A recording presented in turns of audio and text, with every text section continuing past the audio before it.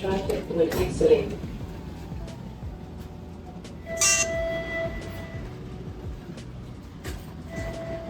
Hey folks, welcome back to my channel. My name is Girish, and in this video we are going to talk to you about how to use public transport in Toronto.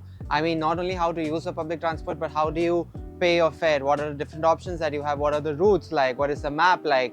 Everything I'm going to cover in this video, and I've also taken public transport to show you how you actually pay your fare, how you actually travel, what are the different lines, so that it helps you out. If you like this video, guys, if you found this video helpful and insightful, can I please request you to like this video and subscribe to my channel. I also have a separate channel which is called the Immigrant Project, where we interview immigrants who have come to Canada and try to share their insightful stories with people.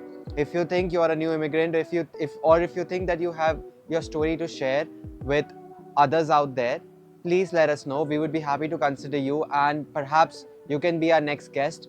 Email address to reach out to us will be in the description box below of this YouTube video, so do not hesitate, guys, to reach out to us. Once again, thanks guys, we really appreciate if you subscribe and like our video. Now, without wasting a lot of time, let's get started. Now let me just start by saying that traveling in Toronto is very easy.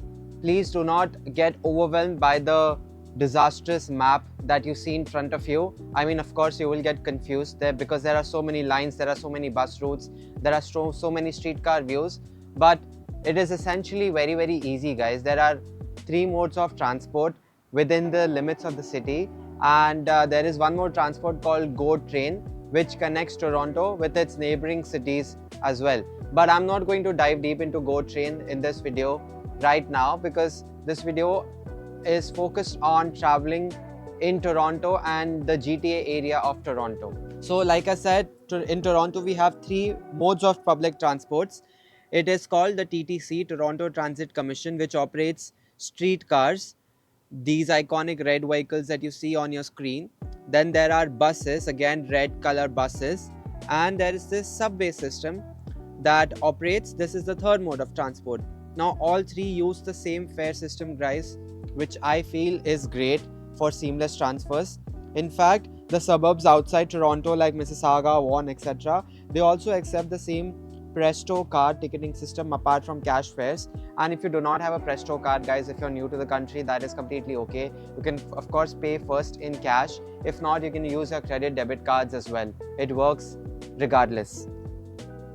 Now, before I talk more about Presto cards, let me break down what these 3 modes of transport are for you guys. So the first mode of transport is of course subway line, which is north and southbound, that is one line, and east and westbound, that is another subway route. There are 4 main subway lines, guys. The first line, which is called line 1, it is the yellow color line. It is the longest and the most busiest line, running in a U shape through the heart of the city. It's great for accessing major attractions like the Eaton Centre, CN Tower, and even University of Toronto.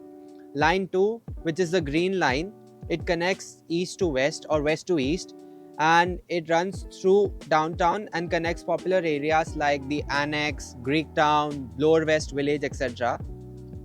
Line 3 is called the Scarborough SRT line. However, as of July 2023, this line is not operational at the moment, and it is being replaced by a bus service. So I think this line will be operational in the future, but as of now you cannot use this line. And line number 4 is a very short route. It is called Shepherd line, and it is the shortest, in fact, of the 4 lines. It runs east to west or west to east in the northern part of the city. And of course, guys, each line has its own multiple stations where you can get on and off. And guys, trains run frequently, especially during peak hours. Now, in terms of transfers, Bloor and Yonge is the busiest station where line 1 and line 2 intersects. St. George is another busy station where line 1 and line 2 again intersects. Union is one of the busiest stations, once again, guys, because it's a major transportation hub. It connects line 1, and it also connects the GO transit and buses, like I mentioned in the start of the video, the GO trains. Now, talking about streetcars, guys, streetcars are, in my opinion, are fun and a very classic way to travel in Toronto. They run on tracks in the street following specific routes. Many routes are 24 hours a day, and they mostly travel within downtown regions, connecting all major attractions. And they connect neighborhood like Queen West, King West, Leslieville, Toronto International Film Festival, and there are certain lines of these streetcar guys, they also go underground. So 509 Harbourfront line, if you take from the Union Station, you can experience traveling in a subway because it does go underground as well. And the last mode of transport, guys, is buses, which in my opinion are the backbone of TTC. It covers the entire city. They are essential for getting around in the areas that subway and streetcars don't reach, of course. And buses, of course, guys, provide late night service as well when the subway line shuts down. So this is very important. Buses are operational 24/7, and they of course run frequently throughout the day. They make limited stops for faster travel. And one important thing you have to note, guys, is whenever you are using a public transport like a streetcar or a bus, you have to press the stop button in case you need to get down from that bus or from that streetcar. If you see on the screen that a stop is not requested, the driver would not stop the bus. Let me show it to you in this video. As you can see, I'm pressing the red button and it will show that the stop has been requested. So make sure, guys, if you want to get down at your next stop or whatever is your desired stop, you press the button and let the driver know that you need to get out of the vehicle. Now, in terms of fare options, guys, the easiest way to pay is via a Presto card. This is a Presto card. I will also show you in this video on how to tap a Presto card and how to update your Presto card, on how to check your fare in this video that you see on your screen. Now you can buy these Presto cards, guys, at your local Shoppers Drug Mart. Shoppers Drug Mart are your local convenience stores that operate from 7 in the morning and they close at around midnight. And there's Shoppers Drug Mart across the city, so you don't have to worry. And even if you are at a subway station and it's a big enough subway station, you can buy your Presto card there as well. But please note, not all subway stations have the facility to provide you with a new Presto card. Similarly, you cannot buy any Presto cards at a bus stop, or you cannot buy a Presto card at a streetcar stop. Now, another way you can pay for your fare, guys, is via cash, of course, and you can pay via cash in subway stations. In bus, you just need to deposit the money in the box that driver has next to it. And in streetcars, there is a vending machine. You put in your cash and then you get your tickets. One important thing to note, guys, is once when you tap or once when you pay for your fare is valid for 2 hours at a stretch.